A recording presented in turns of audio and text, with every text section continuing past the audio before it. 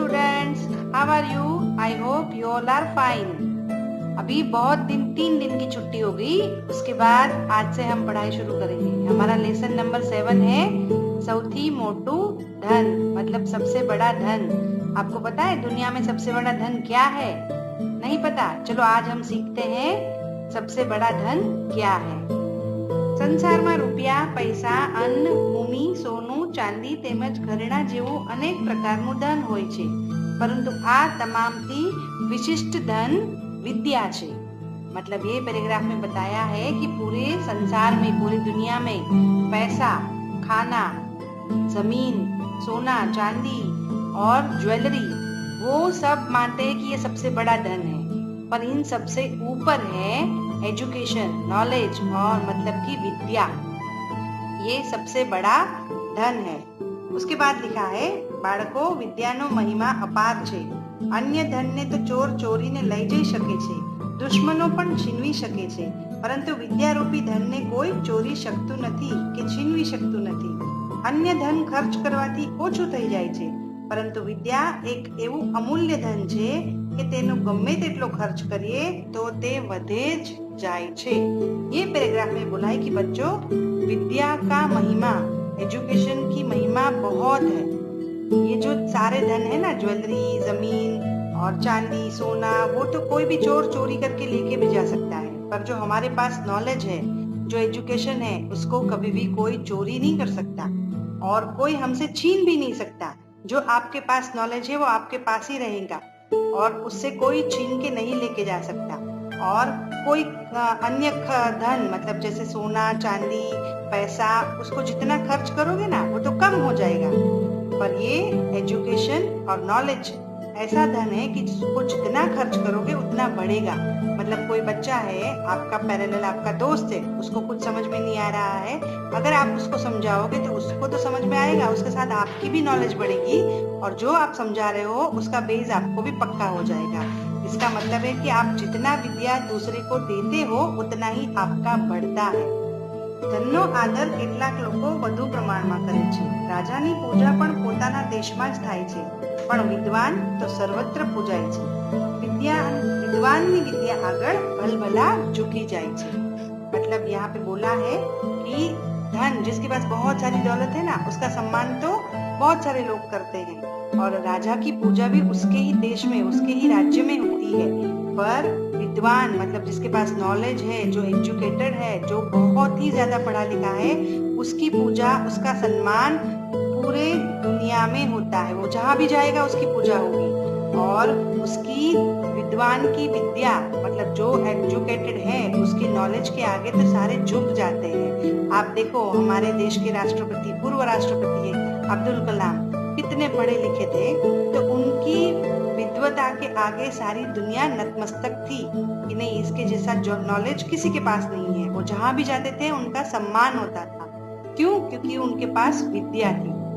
विद्या છુપાયેલી મિલકત છે, તે મનુષ્યનું સૌથી સુંદર આભૂષણ છે।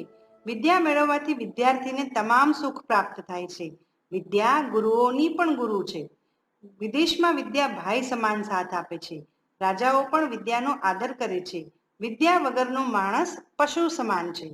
ये पैराग्राफ में लिखा है कि विद्या जो है, जो हमारा नॉलेज है, जो हमारा एजुकेशन है, वो एक छुपाएली मतलब हिडन मिलकत है। हमारे पास प्रॉपर्टी है, वो हमारी हिडन प्रॉपर्टी है। और मनुष्य का सौथी सुंदर, मनुष्य का सबसे सुंदर गहना है विद्या। और विद्या प्राप्त करने से विद्यार्थी को सारे सुख मिलते हैं और विद्या सारे गुरुओं की गुरु है। और फॉरेन में, अगर आप फॉरेन में जा रहे हो, आपके पास कुछ भी नहीं है, पर अगर आपके पास एजुकेशन है तो वो आपका भाई के जैसे साथ देती है।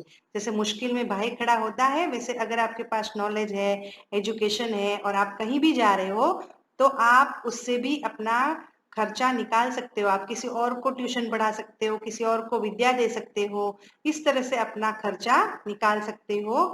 और राजा, जो पहले के जमाने में राजा थे ना, वो भी पढ़े लिखे लोगों का और एजुकेशन का बहुत आदर करते थे, सम्मान करते थे।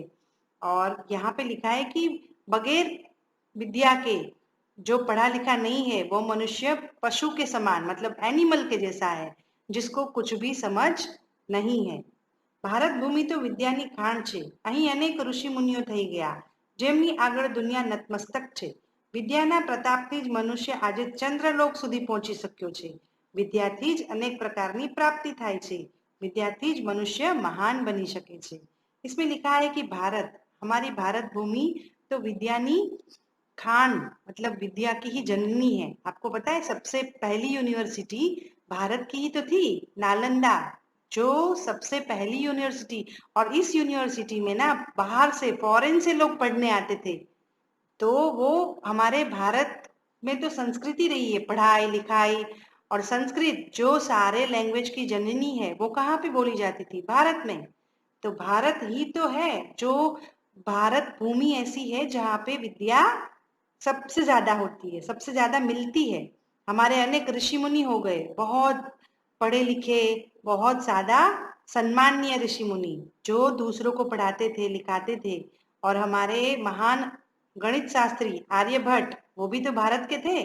तो ऐसे ऐसे महान साइंटिस्ट भी है, मैथमेटिक्स भी है, सब में है जो बहुत आगे है. और उनके आगे पूरी दुनिया नतमस्तक है. और आज जो विद्या के, एजुकेशन के प्रताप से ही तो हम सब, भारत भी और पूरी दुनिया भी चंद्रलोक तक पहुंची है. अगर एजुकेशन नहीं होता तो कोई जान भी नहीं पाता कि चंद्र में क्या है, कि मंगल पे क्या है. आज हमारा भारत का जो है यान, वो पहुंचा है ना मंगल में. क्यों पहुंचा है? क्योंकि उनके पास एजुकेशन है, विद्या का पावर है. और विद्या से ही और भी प्राप्ति कर सकते हो आप, और भी बहुत कुछ मिल सकता है आपको. और विद्या से ही मनुष्य महान बन सकता है. अगर आपके पास विद्या है तो आप महान बन सकते हो.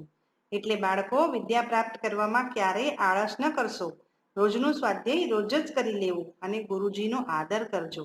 સાચા વિદ્યાર્થી બની देश અને સમાજનું ગૌરવ વધારજો.